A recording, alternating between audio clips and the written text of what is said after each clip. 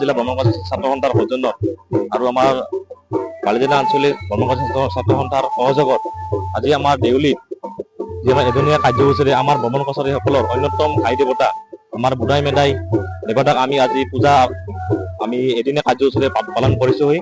আৰু এই পূজাৰ জৰিয়তে আমাৰ এই অসমবাসীৰ যিমানকেইটা আমাৰ ভ্ৰমণ কছাৰীৰ জনগোষ্ঠীৰ লোক আছে বা আমাৰ য'ত আমাৰ ভ্ৰমণ কছাৰীৰ গাঁও আছে, আমি প্ৰত্যেক বছৰৰে পুহ মাহৰ দ্বিতীয় শনিবাৰে আমি পূজাটো পালন কৰোঁ।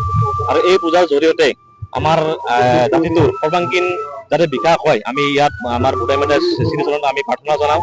আৰু এই হিচাপতে আমাৰ যিহেতু এইটো কৃষিভিত্তিক পূজা, আমি এইটো আমি প্ৰথম যেতিয়া আমি কৃষি আমাৰ মানে কৃষি আমাৰ চপোৱা হয়, এই কৃষি চপোৱাৰে পিছতে আমাৰ এই পূজাটো আৰম্ভ হয়।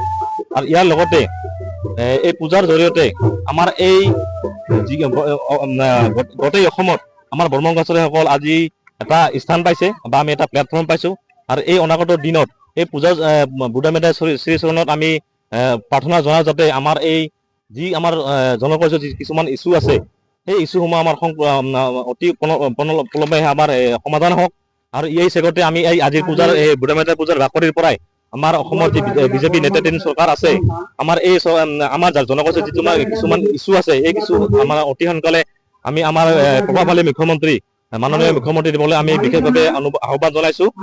আৰু আমাৰ এই ভ্ৰমণ কছাৰীসকলৰ যি যি সমস্যা আছে, আমি পূজাই হওক আমাৰ যি আমাৰ কি কয়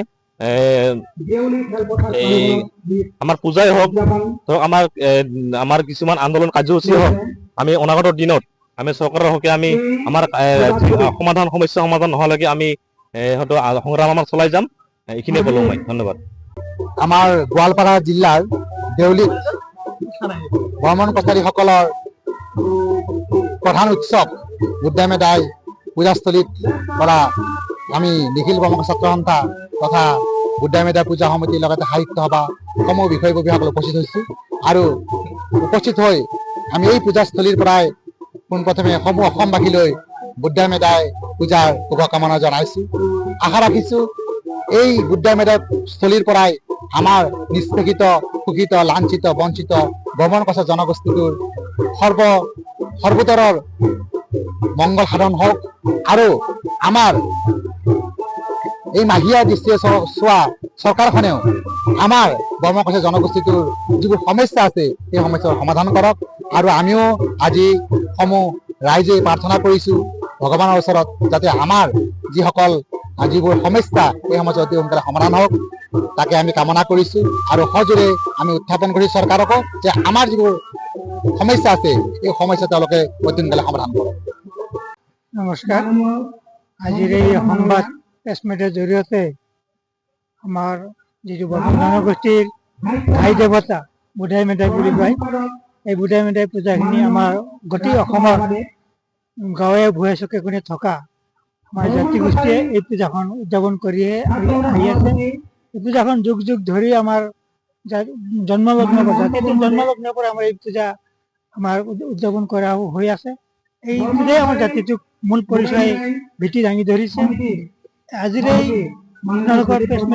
প্ৰেছমিটৰ জৰিয়তে মই আহ্বান জনাই চৰকাৰক যে আমাৰ এই পূজাৰ পৰম্পৰাৰ জৰিয়তে আমি যে এটা বিশিষ্ট জনগোষ্ঠীৰ মানুহ হওঁ, এই জনগোষ্ঠীটোক চৰকাৰে যাতে আমাক পিছ পেলাই নাৰাখি এই আমাৰ সাহিত্য বৈশিষ্ট্য পূজা পৰম্পৰা ইত্যাদি লক্ষ্য কৰি আমি যে এটা সঠিক জনগোষ্ঠীৰ মানুহ হওঁ, এই জনগোষ্ঠীটোক পিছ পেলাই নাৰাখি চৰকাৰে যাতে আমাক এই জনজাতিকৰণত নিবদ্ধ কৰে, তাই আজিৰ এই প্ৰেছমিটৰ জৰিয়তে মই চৰকাৰক আহ্বান জনাইছোঁ। আৰু লগতে আমাৰ অলপ আগতে কৈ গ'ল আমাৰ কোনো প্ৰকৃতিক নাই, আমাৰ প্ৰকৃতিক প্ৰেমী আমি, কোনো মূৰ্তি বিশেষ পূজা নহয়। আমাৰ ইয়াতে মদ থাকে, মাছ থাকে, ডিমা থাকে, বিভিন্ন ধৰণৰ মানে প্ৰকৃতিৰ যি মানে আমাৰ কোনো তেল জাতীয় মছলাবিলাক নাই। আমাৰ গছৰ পাতেৰে আমাৰ মছলা, বিভিন্ন গছৰ পাতেৰে আমি আমাৰ লেবাখন প্ৰস্তুতি কৰা হয়। আমাৰ এই জনজাতীয় পৰম্পৰাই এই আমাৰ সুদূৰ এটা নীতিনিষ্ঠ আৰু দৃষ্টিগোচৰ।